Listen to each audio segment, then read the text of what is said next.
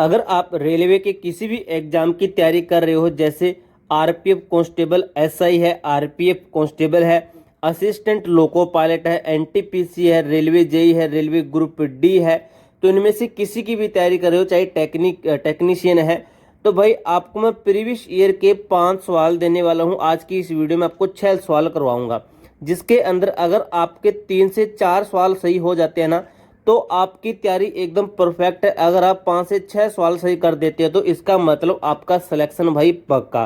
Previous year के आपको मैं सवाल देने वाला हूं, जिसके अंदर आपका ज्योग्राफी होगा, जो हिस्ट्री के तीनों पार्ट है उनमें से भी होगा, और पॉलिटिकल साइंस से भी एक सवाल होगा।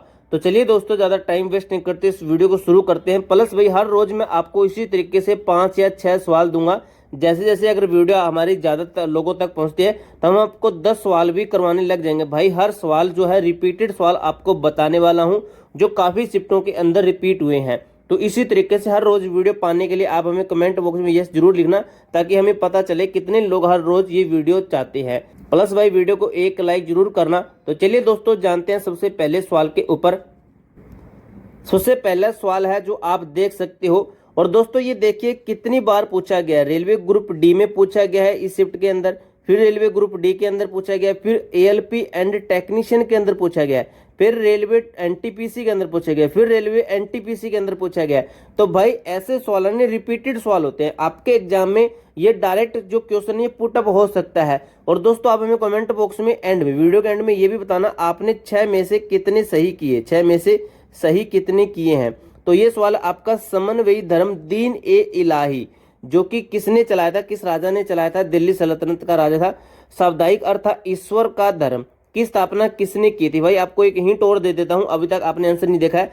तो इस धर्म को सबसे पहले जो इनका दरबारी था ना, बीरबल, उसने सबसे पहले इस धर्म को अपनाया था। तो इसका आंसर जान लेते हैं भाई, आप वीडियो को पॉज करके इसका आंसर टिक कर सकते हो। तो इसका आंसर रहने वाला है भाई ए, यानी कि 1582 में अकबर ने इसको चलाया था, जिसे दीन ए इलाही कहते हैं, और इसे तौहीद ए इलाही के नाम से भी जाना जाता है। दीन ए इलाही का प्रधान पुरोहित अबुल फजल था, और हिंदू राजाओं में से इसे बीरबल ने स्वीकार किया था। देख लेते हैं, बीरबल ने स्वीकार किया था। यह शांति और सहिष्णुता की नीति का समर्थन करता है। नेक्स्ट वाला भाई आपके सामने, मोपला विद्रोह किन वर्षों के बीच हुआ था। तो मोपला विद्रोह भाई देख सकते हो एनटीपीसी के अंदर पूछा गया, फिर एनटीपीसी के अंदर रिपीटेड सवाल है। तो ये आपका कब हुआ था, इसका आंसर आप टिक कर लीजिए वीडियो को पॉज करके। तो इसका आंसर रहने वाला है 1921 और 1922। और इसी बीच आपका जो कौन सा आंदोलन हुआ था, असहयोग आंदोलन। असहयोग आंदोलन भाई ये भी काफी बार पूछा गया। असहयोग आंदोलन कब हुआ था, 1920 में हुआ था।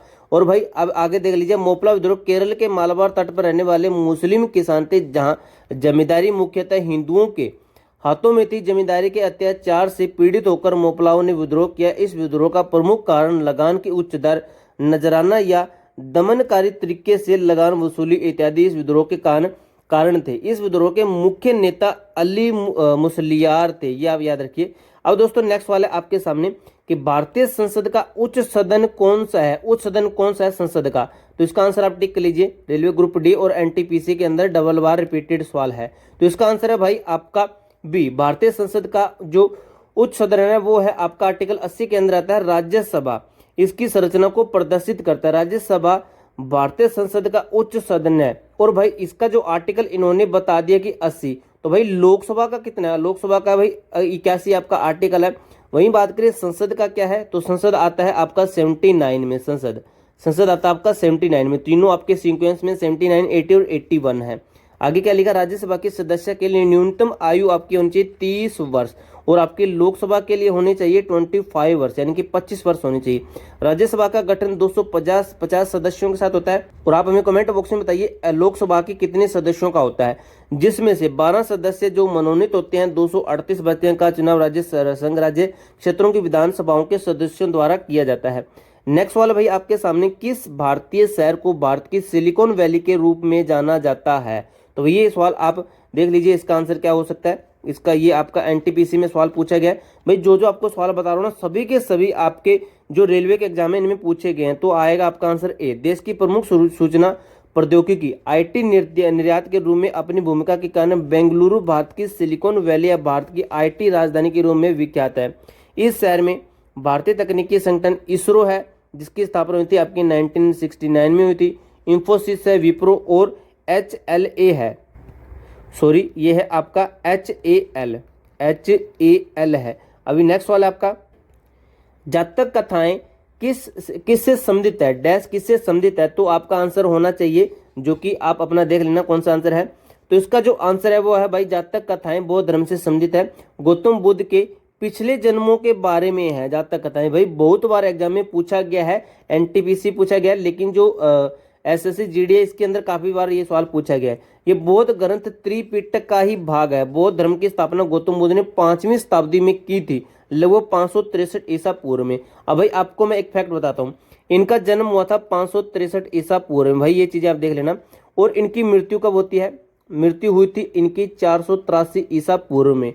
और जो इनके पिता थे, पिता का नाम था भाई शुद्धोधन, शुद्धोधन था। इनकी माता का नाम था महामाया, महामाया इनकी माता का नाम था। और इनकी जो एक मौसी थी जिनका नाम था प्रजापति गौतमी था, प्रजापति गौतमी इनकी मौसी का नाम था। अब नेक्स्ट भाई, इनकी जो पत्नी थी, पत्नी का क्या नाम था, पत्नी का नाम था यशोधरा, यशोधरा इनकी पत्नी का नाम था।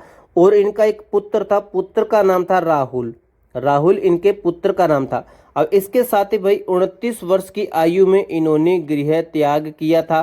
काफी बार पूछा जाता है कि इनको ज्ञान प्राप्त कितने वर्षों के बाद में होता, तो 6 वर्षों के बाद में इनको ज्ञान की प्राप्ति हुई थी निरंजना नदी के तट पर, या फिर उसको पुनपुन नदी भी कह सकते हो। और पीपल का वृक्ष था जिसके नीचे वो बैठा था, पीपल का वृक्ष था जिसको हम बोधि वृक्ष भी कह सकते हैं। और इस वृक्ष को शशांक ने कटवा दिया था, क्योंकि ये भाई बौद्ध थे, महात्मा बौद्ध थे, इनसे काफी चिढ़ते थे। और दोस्तों अभी नेक्स्ट जो आपका सवाल है उसके ऊपर चलते हैं, ये आपको मैंने बता दिया है। नेक्स्ट सवाल भाई, किस सम्राट ने अपनी राजधानी दिल्ली से दौलताबाद स्थानांतरित की थी, तो ये देखिए सवाल भाई आपका RRB ग्रुप डी में पूछा गया है। RRB फिर ग्रुप डी में, RRB फिर ग्रुप डी में, ये रिपीटेड आपके सवाल हैं 2018 फिर बार बार रिपीट होते हैं भाई। NTPC के अंदर भी 2021 में आपका ये सवाल एज इट बिल्कुल सेम यही सवाल पूछा गया। तो इसका किस सम्राट ने आपकी जो राजधानी थी दिल्ली से दौलताबाद की थी, फिरोज शाह तुगलक है, अलाउद्दीन है, मोहम्मद बिन तुगलक है, मोहम्मद गौरी है।